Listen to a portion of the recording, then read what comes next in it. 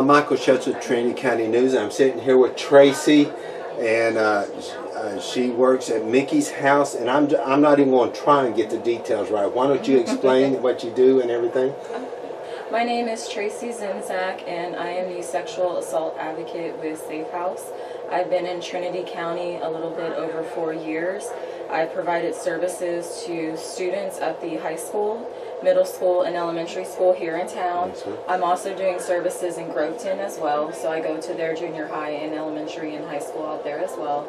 I provide services to adults, and basically those services include processing any sexual assault or domestic violence experience they've had, making sure that they're safe. We also meet clothing and food donations as well, so if a family's in need, we're able to provide that to them as well. And I also provide accompaniment on call, so if someone's at the hospital because of a domestic violence or sexual assault situation, if I'm on call that night, I also go to the hospital and I'm with them there through that time as well. But this is for all ages. It's not just children or just adults? Yeah, it's for all ages. Anybody that needs assistance, we're here to help. And I've had clients who range from like 5 to even 65. So anybody in between and even over those ages or under those ages, we serve anybody. Okay, so if they're in the hospital or they suspect something's going on, if they call and ask for a safe house, they will be able to get a hold of you to come out there. And I'm sure the law enforcement also knows how to get a hold of you. Oh yes, we have a hotline that's available 24 hours a day. So if it's after office hours, law enforcement or the hospital can call that hotline, and then the hotline will call who's ever on call, and we meet that need, whether we need to go to the hospital or even go to the law enforcement agency. We're available 24 hours a day, every day. So. Okay. And how long have you been here doing this? I've been in Trinity County for a little over 4 years, about 4 years and a half. I've been with S.A.A.F.E 6 years, because one of my years I was an intern for a whole year with counseling, and then after that I got hired on as a sexual assault advocate. Okay, so, and this is a free service.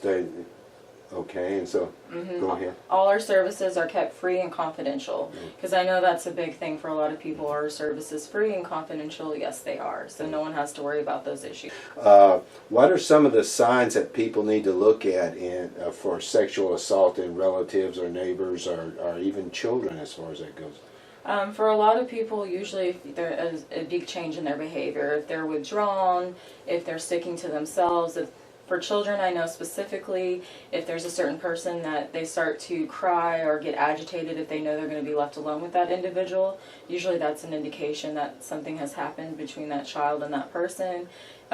Grades dropping in school, not getting homework done, if they're falling asleep in school, because usually they try and stay up at night because that's most likely when the abuse may happen, and so they want to be aware of what's going on. So those little things. But also just people's changes in behavior. Like you can tell when someone may be sad, or maybe they're even acting out. So if they may have not always been a party person or always out in the crowd or doing, I guess, risky behaviors, and they start doing those, that can also be a sign as well. Because there's two types. Usually people withdraw from society, or they withdraw from their normal lives, or they just have a risky behavior, or they start to do risky behaviors because they're hurting themselves just to numb themselves from what happened. Okay, so people could actually call in and say that they suspect something's going on, and y'all follow up, even if it didn't turn out to be sexual assault, they just needed counseling. I know Mickey's house got almost everything available here. You could refer them to the place where they could get the help that they need. So is Trinity the only place you work? No, I also work in Huntsville. Yes, ma'am. I used to work in Livingston for about 2 years, and then my grant changed, so now I focus more on Walker County and Trinity County. Okay. Is there any events coming up that you would like to talk about or oh, yeah, make people aware of? We have our Purse Bingo coming up August 23rd. I've been working that for the last 4 years. It's a fun event. It gives people a chance to get together, but also giving to a good cause, because yes, we have funding and stuff from the state, but it's nice to have community involvement, and we appreciate any donations from the community. And it's also a way just to come out, have fun, get to meet the Safe House staff, get to see who's working, getting to know us a little bit better on a one-on-one basis. Is there any way the community can help, donations or volunteers or whatever? Oh yeah, we take any type of donations, food and clothing. I know right now we've been taking in a lot of school supplies, trying to make sure that all the kids have what they need. We're constantly in need of toys and things like that, because we do have children sometimes who are in shelter. So any type of food or clothing donations is beneficial and helps our clients.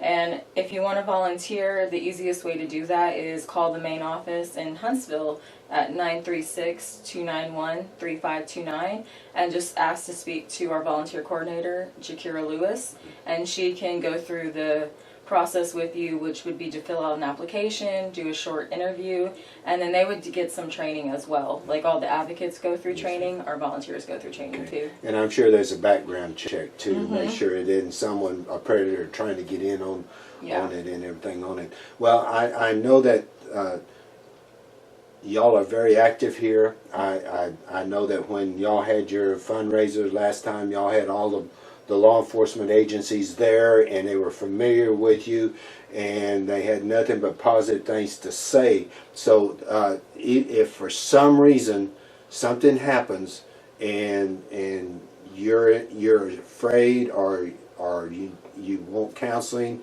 and you don't know how to go about do it, talk to any law enforcement officer. Say, please, I need to talk to someone in S.A.A.F.E House or something like that, and they will know who to get a hold of, and they can help you. And if you ever feel like you're threatened, call the law enforcement, and they will be there immediately. You know that. Yes. And they will protect you and shelter you. Do you have any kind of last minute thing you would like to throw out to them, or?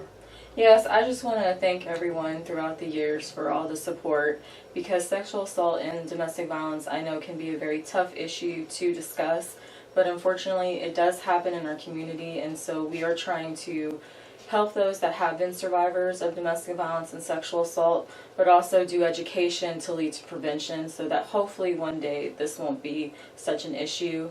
But I once again thank everybody for all their support. And we care about our children. Trinity County supports anything that the children need, and it's very important. And I just thank you so much for the work you do. And I know there's a lot of personal sacrifice and personal torment that you go through when you help these, but I know there's a lot of satisfaction in it too. Yes, there is. And thank you so much, and I appreciate it so much, Tracy. God bless you. And y'all just support him, and thank you for what you do.